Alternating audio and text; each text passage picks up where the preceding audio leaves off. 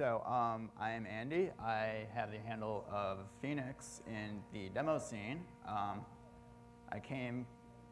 I'm most known from the group Hornet, which did demo archives in the 90s, here with one other Hornet member.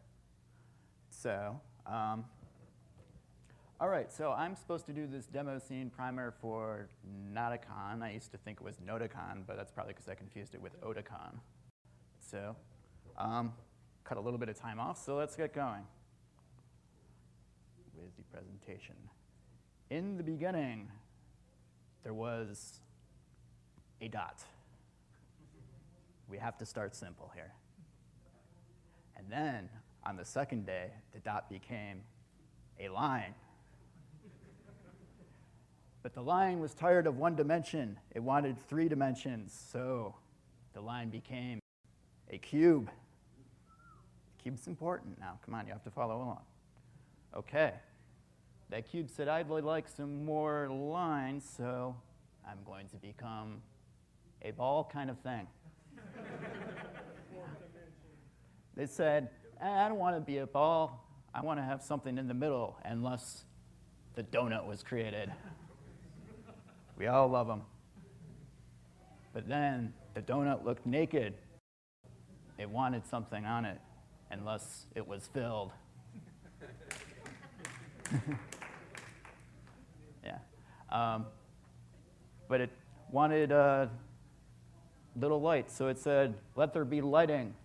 And then there was shading. And then it said, go forth and multiply weird shapes.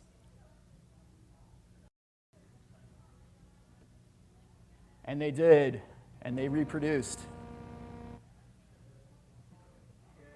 Yay. 640 of them, to be exact.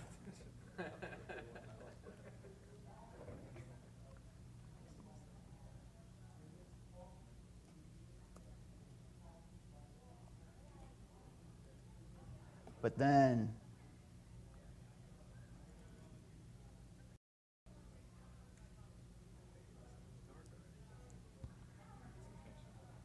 the Dark Ages arrived, and there was nothing but a little bit of red on the screen. Those of you guys who watched a lot of demos, you probably know what this one is.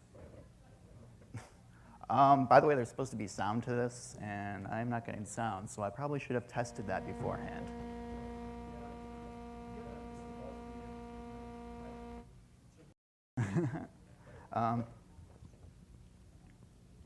Okay.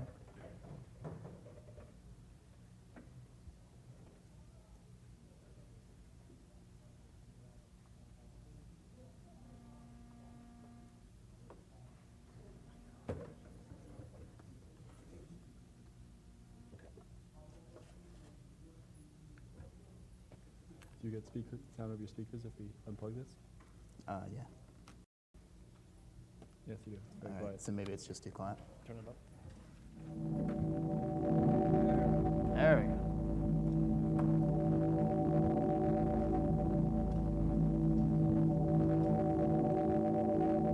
See? Now it's much cooler. All right.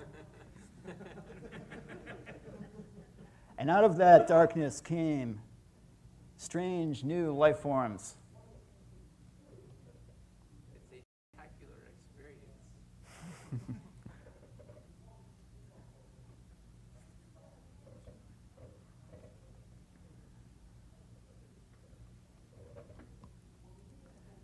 Now, because I mistakenly put these first few videos in DivX instead of XVid, it's kind of a pain, but I'm working through it. And little cute robotic creatures fell from the sky.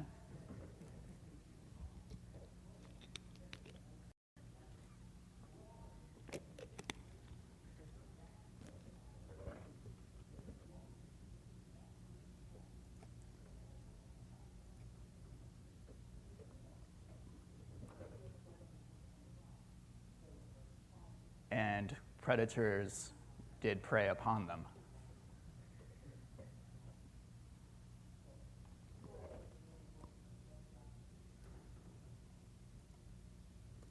All right, so that is my introduction. Welcome to the primer on the demo scene. Now, we have to start way back if you really want to get into it. So here we go, back to the early 80s, where the Gen X kids were growing up, and all these cool new home computers came out for only a few hundred, so they managed to talk their parents into getting them one for Christmas. So you recognize the names still, I'm sure: Commodore, Apple, Atari. And these kids, being the first ones to really make use of them, were the ones to discover all the neat things that they could do. And of course, they played games with them. They also got those for Christmas when they begged for them. So they had their collection of games, and they traded games with their friends. So this eventually, when they made copies of stuff, led to copy parties. This was more of a Europe phenomenon, really. They were held in school gymnasiums. And yeah, like I said, like most of them, or I should say most of us really, were in their teens back then.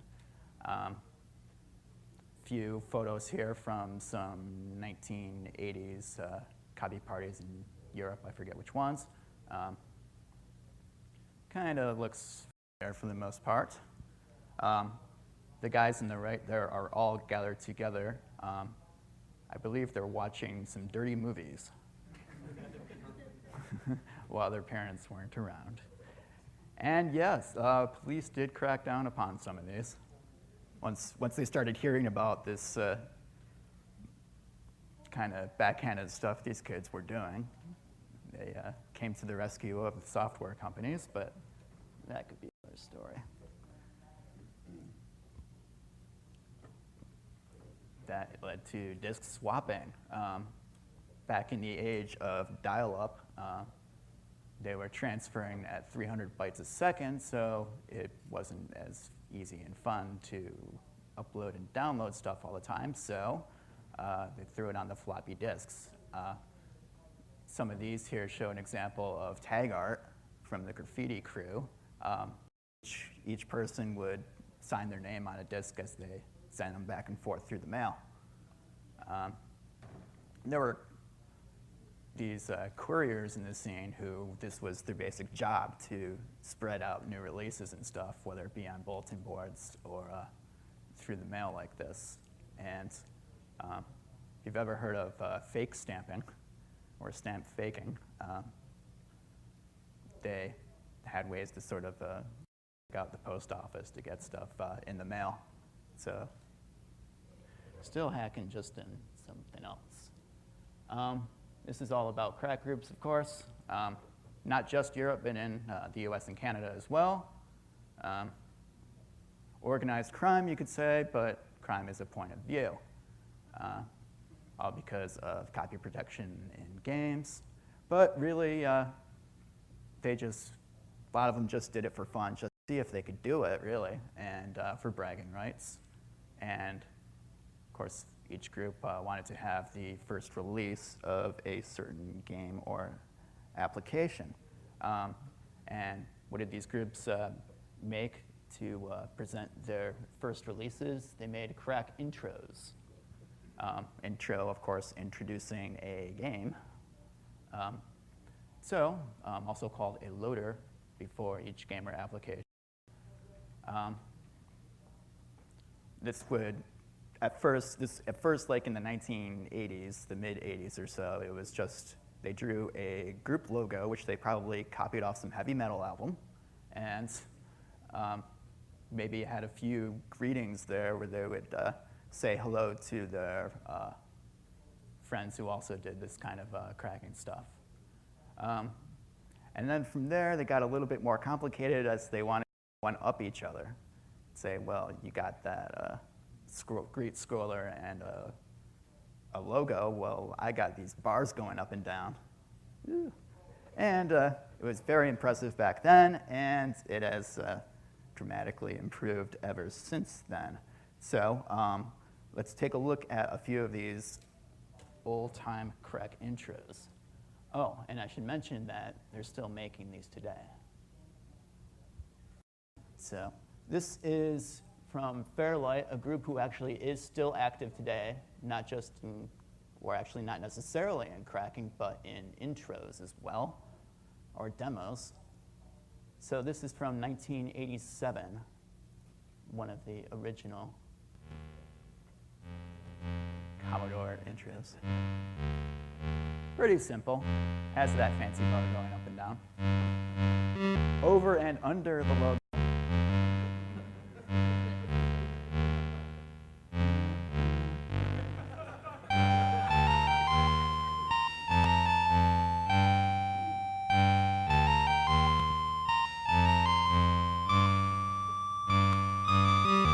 I cut these short, so it should end pretty soon. Yeah. All right, the next one is a year later on the Amiga, where they had some more colors. From Red Sector. And better music.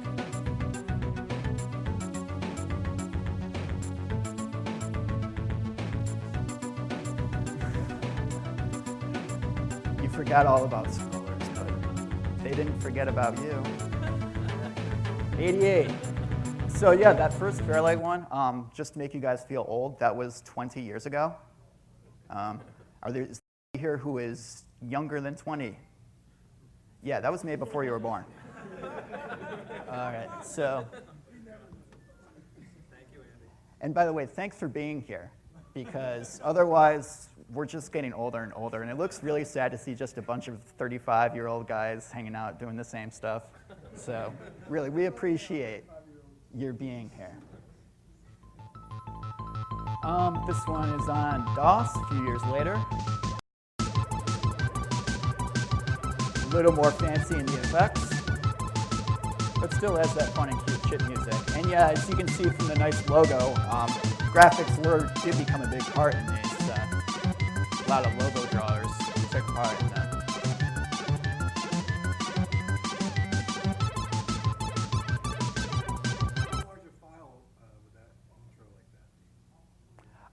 Well, that one was like 30 kilobytes or so.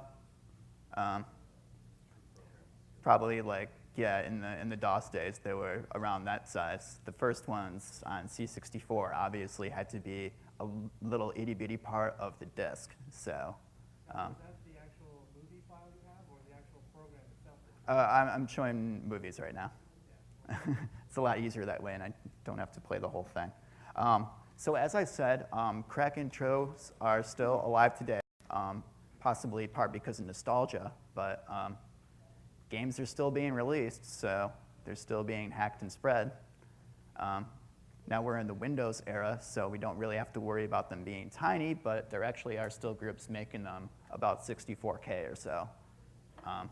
So it's the crack groups, to them, it's I don't know so much a tradition as their own little art form. So here is a more recent one. I picked another cutesy one. There are some not so cutesy ones as well, but this one is kind of oldish effects and on newer hardware.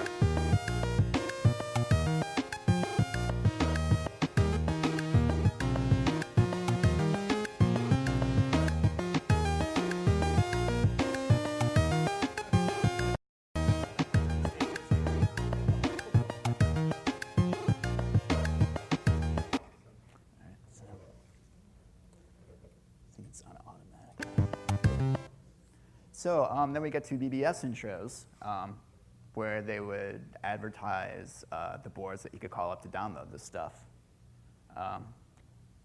BBSs, for those who weren't around before the internets, were the main way to share stuff back then, dial up from your home. And of course, this intro making was really benefited not just demo scene or wares, but anything that was on that board. So it helped bring those little subcultures together. So the one little example I have should be familiar to most PC guys. It's another classic.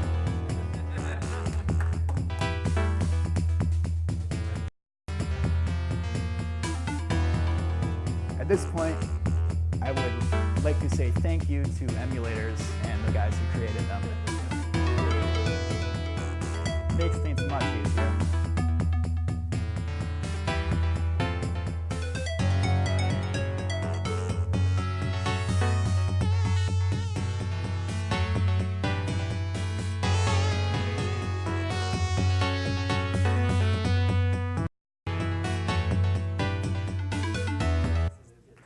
Okay, so you've seen stuff on several different platforms already.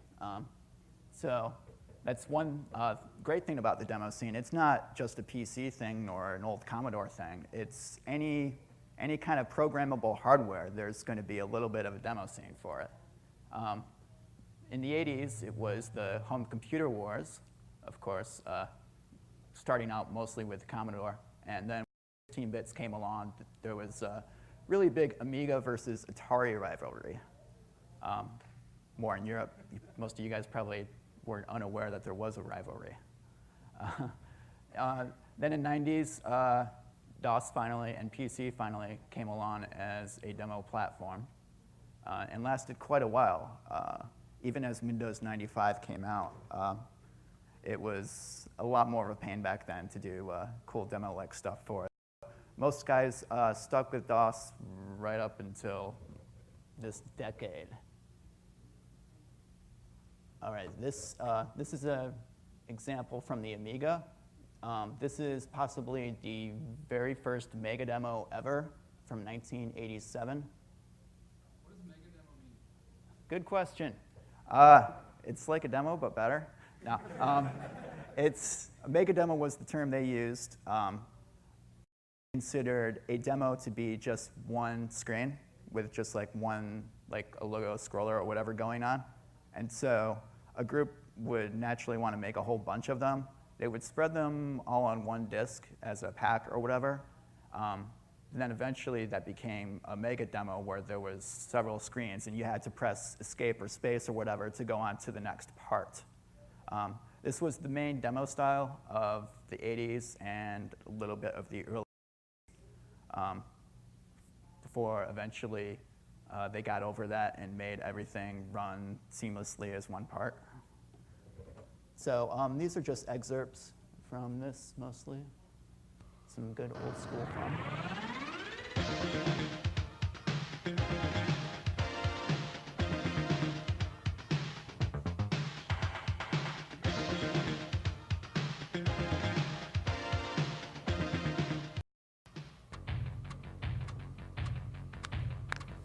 They had loading parts.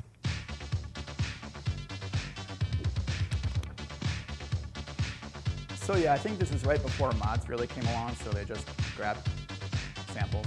But still, this was digital when it was 87, so had to be a little bit impressed. Yeah, that's tracked. Have a good old and some parallax effect. So yeah, where do you think they copied their logo from? All right, and they, did their little game thing. Not really challenging, but shows that they can do a nice scrolling background and all that. All right, so moving on to this decade. Of course, we are in the era of Windows and 3D hardware now, so eventually the scene did embrace that 3D hardware and using it in full force. But there's also scenes growing on game consoles and handheld and mobile devices, which are kind of interesting. Because with some of these consoles, the makers don't really let you into the hardware easily. So there are these homebrew groups who they make beer, they drink it, and they say, "Hey, let's hack this PlayStation." So. Yeah, the same thing goes on mobile phones. And also at the same time, the old school computers are kind of making a comeback with the Generation X nostalgia. So you actually can still find stuff from the C64. I've seen some from the VIC-20. and ZX Spectrum, which was popular in England and Europe, real cheap machine. So I'm going to show a whole bunch of different platforms here. Well, only 3. This first one is a demo from the PlayStation 2.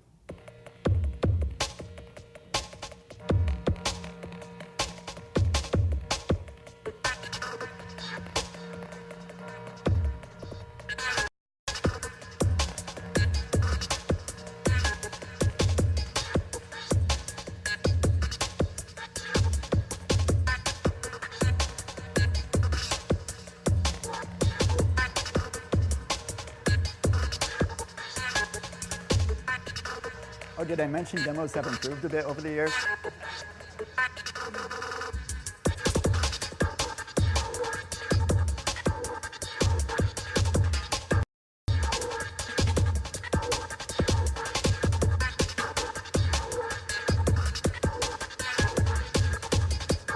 All right, so the next one is on Game Boy Advance, and I blew the screen up, but of course when you see it in person, you have to look at this little dinky 3-inch screen.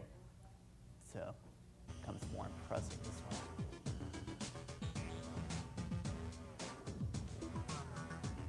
Guess that's as loud as I can get. Oh, thank you.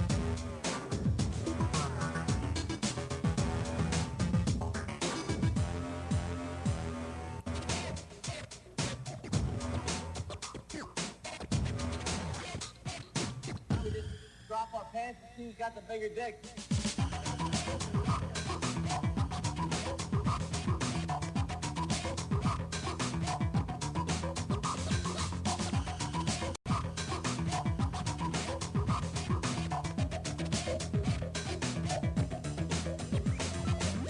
All right, you can turn the volume back to normal now. I think the rest are okay. This next one is actually has no music, but that's because it was made on a calculator.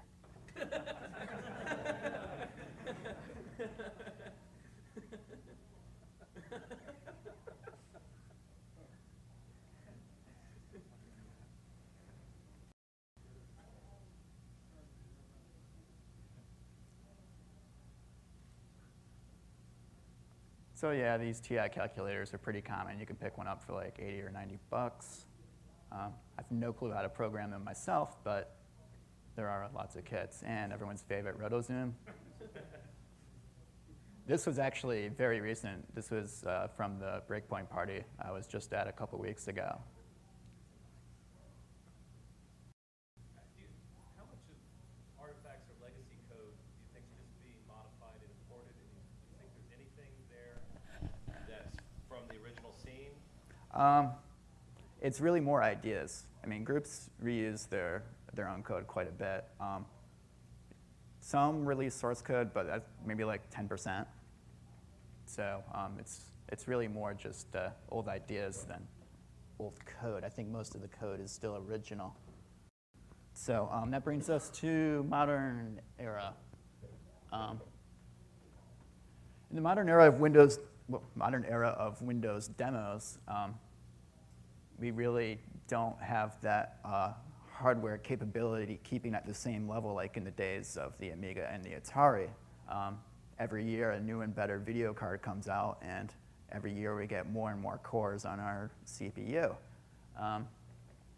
So believe at this point they've just given up on trying to keep up with the latest hardware advancements, not to mention that it takes so much effort that it's really more of a game industry thing now, where they have thousands, millions of dollars to, and a team of 100 to really take advantage of that, whereas the typical demo team is 3 to 6 guys, and they have a budget of pizza. So, yeah. So really, these days, it's more about design, they say, how it looks, the presentation, direction, and all that. And that has brought us into one way we could compare modern demos. Really, it's sort of split into 2 factions, concrete versus abstract. So concrete, that means real life stuff. creating moving scenes resembling real life. So they have some inspirations based on movies, games, and stuff they see in the real world. The goal here being to make the most lifelike scenes they can on a computer. And a lot of these guys are the types that go on to become future game programmers or work in movie or animation industry. Okay, so the first one I'm going to show here is like a carnival scene.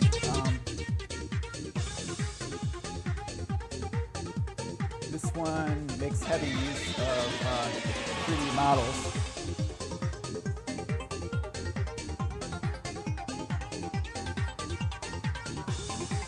And 2D sprites for the people. But it's a basic polygon cruncher where they try to make the textures look like real life things. So there is the occasional demo like that. The next one I'm going to show has nature scene and a city scene, and I should note that the next one is 64 kilobytes, which means that they can't crunch all these polygons into it, so they use what's called procedural generation, where it's all math equations to generate this world. So it's especially impressive to see that when they can come up with the right math formulas to create life, as they say, and man-made.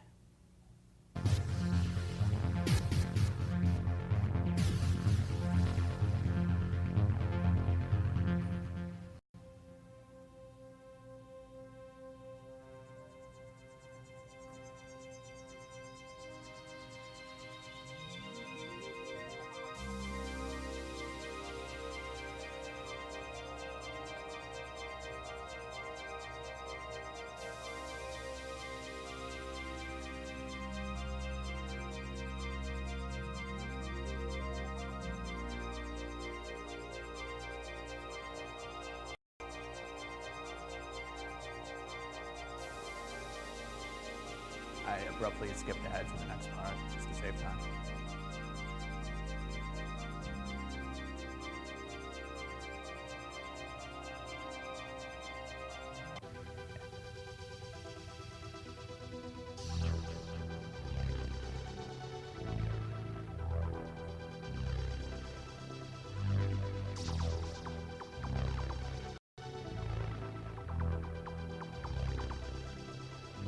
So yeah, it's easy enough to make a cube, but how do you make different types of cubes and rectangles?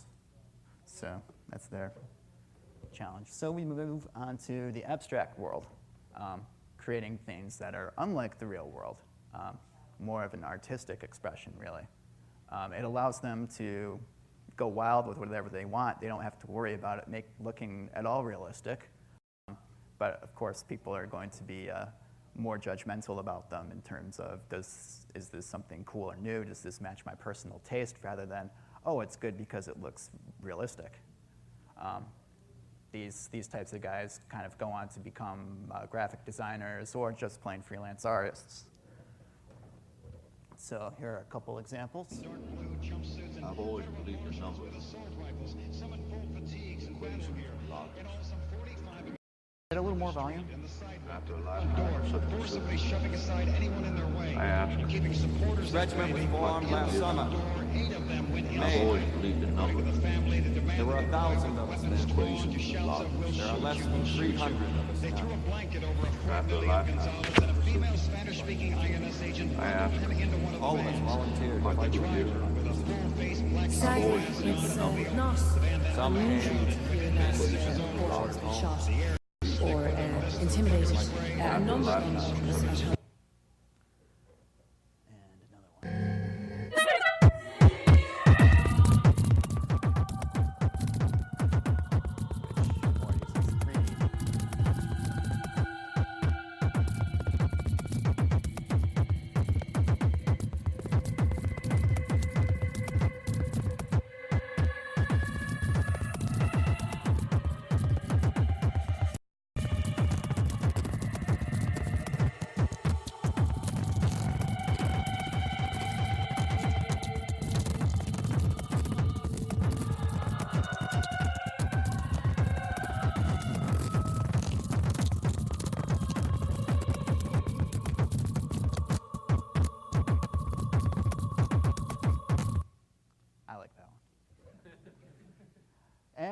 have the in-between stuff. I consider this the sweet spot, really, because you're combining real-world looking scenes with things you can't have in the real world. So you can identify with that real stuff, but demos like these allow you to see some cool new artistic ideas sort of playing around with them.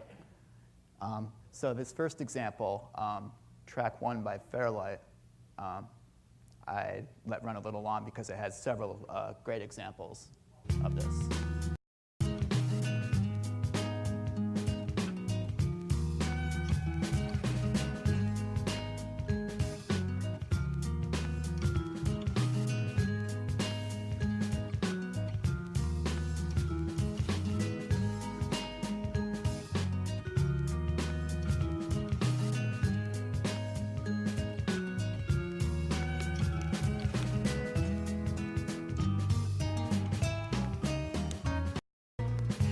A popular design or effect in current demos is the growing things, the blooming flowers or growing plants, if you will, sort of just creating random tentacle-like things.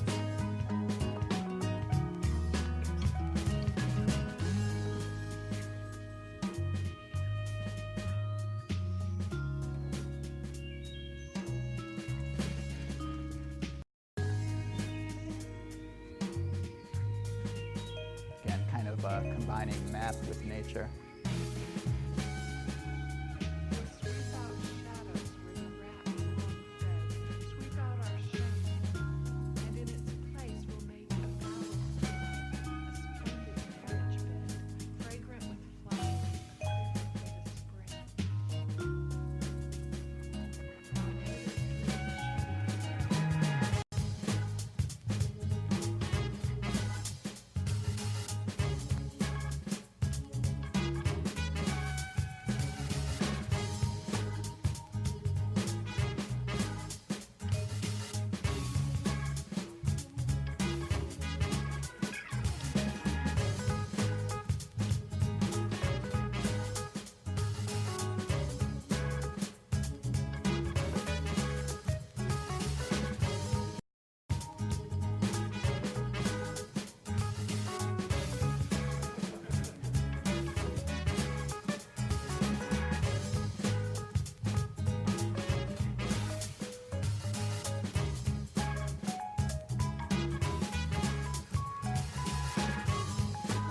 All right, and the next example, a little shorter, is abstraction in a city. It's that new Farbrausch demo that is raving about that I happened to see in person at the Breakpoint competition.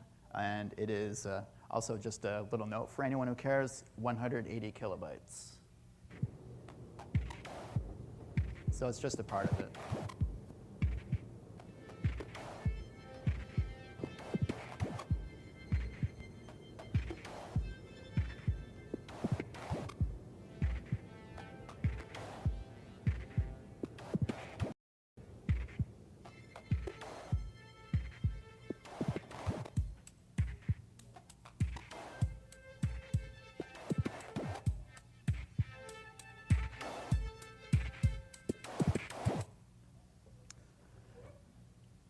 All right, so you can talk quickly about tools here. There's coding, graphics, and music, basically. Programming, use whatever development tool you got. Assembler used to be the popular language among the computers of the past. Now it's more of a C, C++ type of thing. I'm not a coder myself, so I won't go too far into detail about it. Except for Quick Basic, where I rock. And then graphics. Deluxe Paint was the thing with the Amiga, and of course now everybody just uses Photoshop. 3D models, for various popular applications for that. I've actually seen some groups have their own 3D modeling tools, their own custom stuff they use with their code. Tracker is something I'm a little more familiar with. This was the popular music making tool of the demo scene in the 1990s mostly.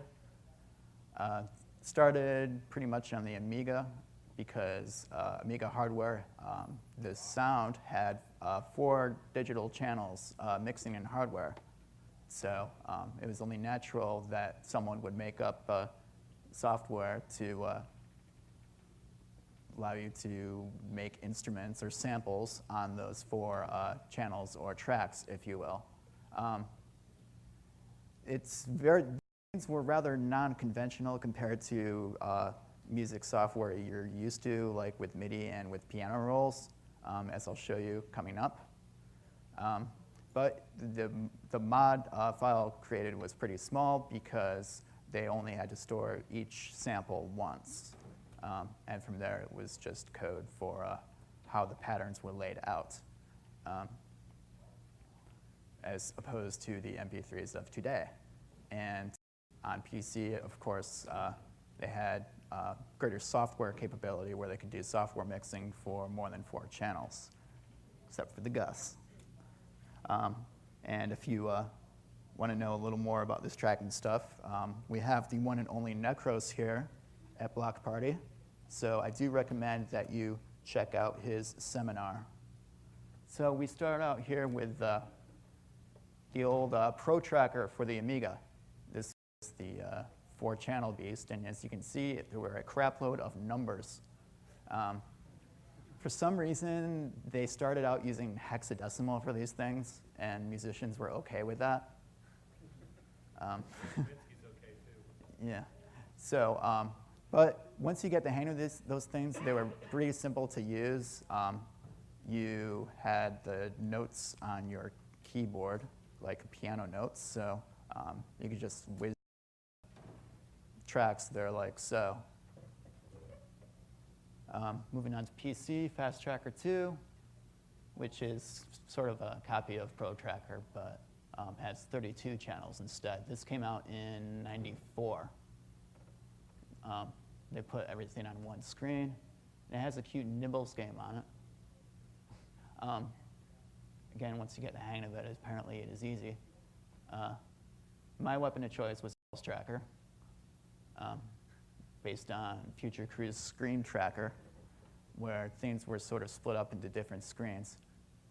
This is a variation on the text mode, which made graphics go by a lot faster.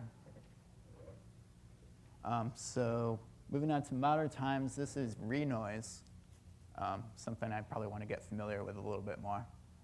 Has various tracker-like components on it, but allows you to do more with VST plugins and such. And then there's Buzz, which I never quite understood. Yeah. So there are some groups now have made and released demo makers or demo tools. If you go way back, there was one called the RSI Demo Maker, which was on the Amiga, and I think one. And actually, it was released as a commercial product for sale. I don't have a screenshot of it, but it was kind of what you think it would be. It allowed you to have this scroller, have these balls, have this logo here. It was kind of a joke in the Amiga scene back then for anybody who used it. So you didn't see too many actually demos made from it. In the modern era, we have some other ones, and they're actually free for download. So some examples are Mopi Productions' Demo Paha or whatever, Addict, which is a 64K tool, and Werkzeug, which is from Farbrausch. And as opposed to demo coding, it's of course tempting to use these because you don't have to code. You just model your 3D objects and sequence them together like you would a music piece. And there have been several releases using these tools, but again, they have a bit of a handicap because once people find out you're using these, it's almost like cheating. Has not stopped me, however. So this is Werkzeug, seen from the popular demo they released a few years ago. It comes with it, actually. It's kind of strange how this works. I guess I can point out here. You start out with, well, I can't actually show you because it's a picture, but you start out with basic shapes in this, essentially. Like you start out with a cube, or you start out with a circle or text or whatever, and you just keep building these things together by stacking boxes on each other. So eventually they grow into better looking shapes like you see in the picture there. And then you snap camera objects onto them to make it move around, snap your music onto it, you sync things to a certain time, and before you know it, you suddenly have a demo. All right, so a little on demo parties here. I won't go too far into it, mainly because of time, but you could say that they're somewhere in between the old school copy parties and the LAN parties of today. Only instead of leeching and consuming, they're actually creative and produce stuff, and a lot more fun group of people in general. They're mostly held in Europe during summer or holidays, like after Christmas or Easter, or whenever they have time off. Usually in sports halls and arenas, and can vary in size from small ones in small towns to large arenas used for rock concerts and stuff. So yeah, the smaller ones that are a little closer knit, may have like a couple hundred or so. Larger ones are in the thousands. And those are the ones that have, they do actually have a bit of a gamer LAN bit to them, which is how they attract big companies, sponsors, and get more attention. But most are still doing what they can to keep the small demo scene unit involved and interested, just to keep things somewhat creative, even if it's only like 10% of the attendance. And of course, these things have competitions, which make them more fun. The compos from party to party are usually similar in nature. There's sort of informal standards. Like you have a demo that is like 20 megs or so maximum and runs 8 minutes. You have intros, which are little bite-sized demos, either 64 kilobytes in size or more challenging, 4 kilobyte intros. And people have used some interesting Windows tricks to make 4K demos happen these days. They get music and all kinds of stuff.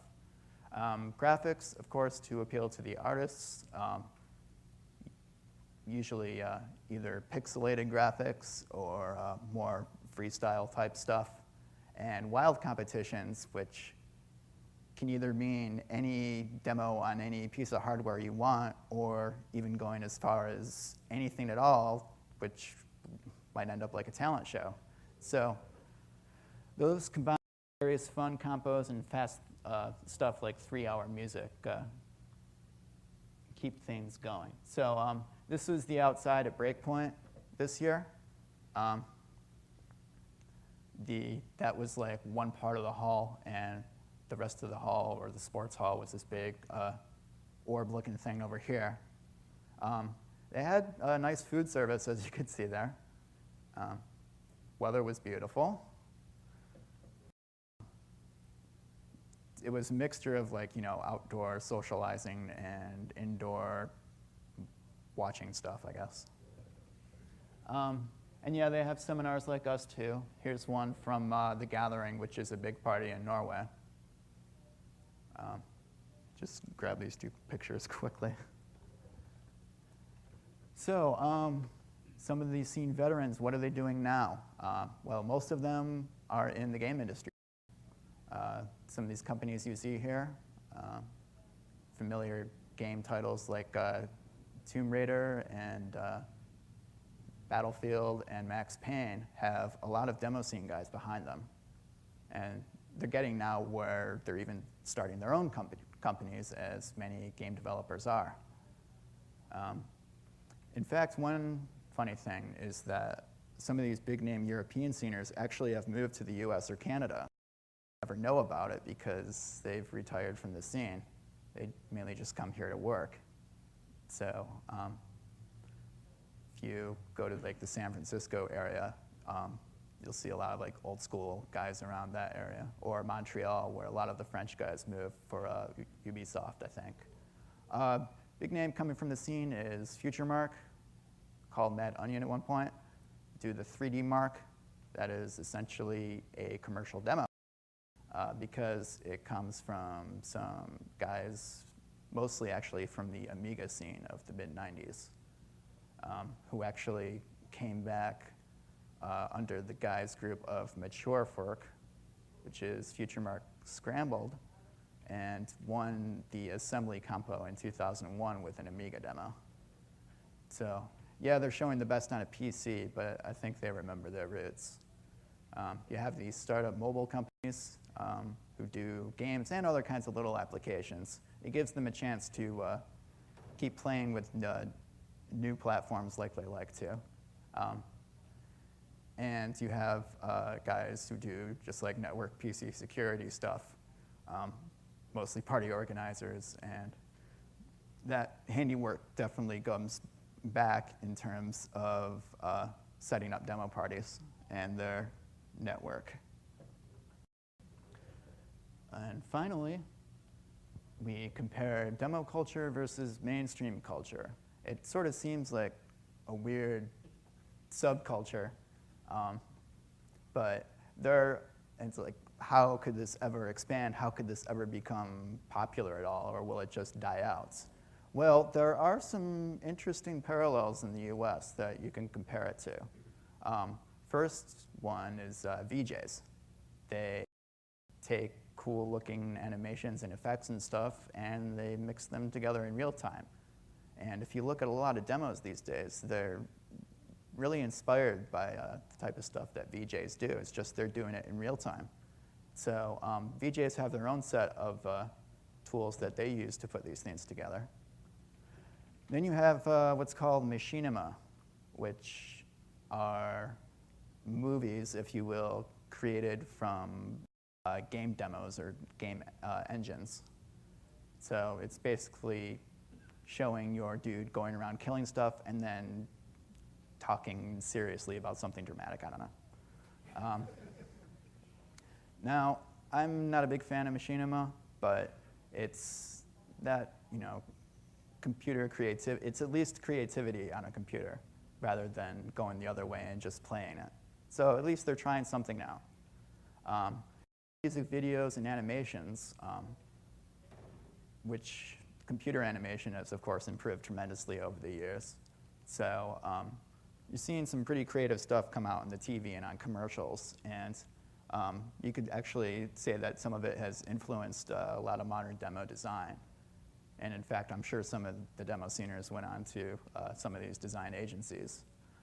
You have the chiptune 8-bit retro comeback. Chiptunes are actually pretty big now. They were originally little like 10K tunes on Amigas, and of course the entire Commodore 64 sound can be considered chip music, named for the sound chip on the computer. Somehow popular again, it's a nostalgia thing, I'm sure.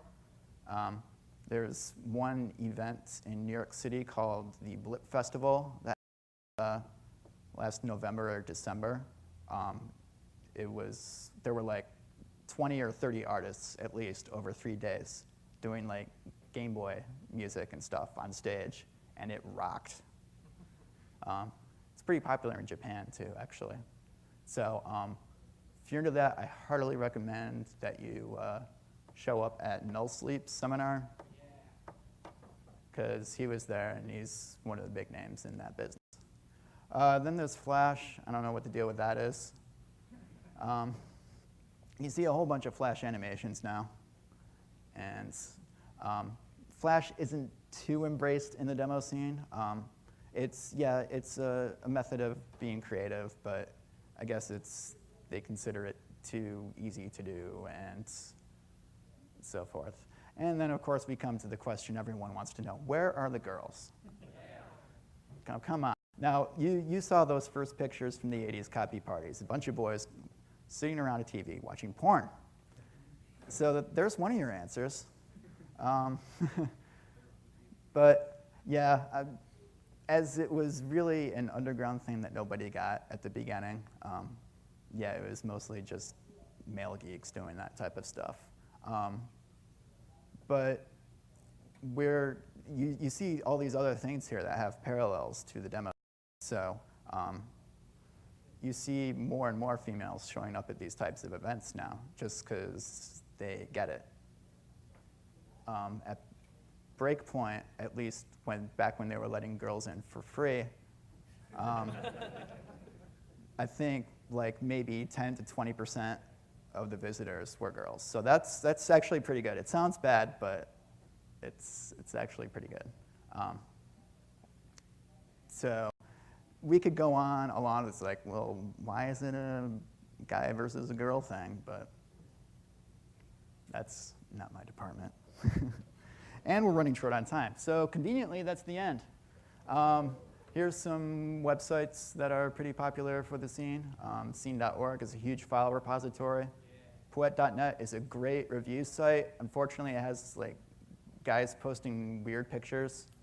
So you just got to be careful of the freaks that are on there. Bitfellows is a cool site for people who are getting sick of Poet.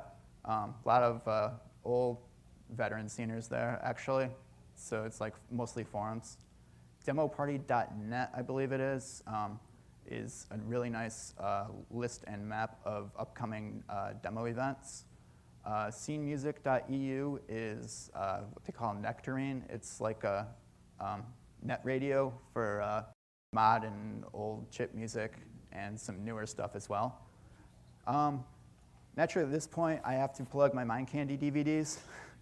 Actually, I should say ours, since I just did a teeny bit. Trickster should get the credit. Yeah, if it's the easiest and best way to see demos. We've had years and years of experience, and we spent years and years of time to make them. There are 2 right now, one for PC, one for Amiga, and conveniently, we have some here with us. If you haven't checked them out yet, by God, ask one of us. They're cheap and very resourceful. And that concludes my presentation right on time. So enjoy Block Party and Notacon.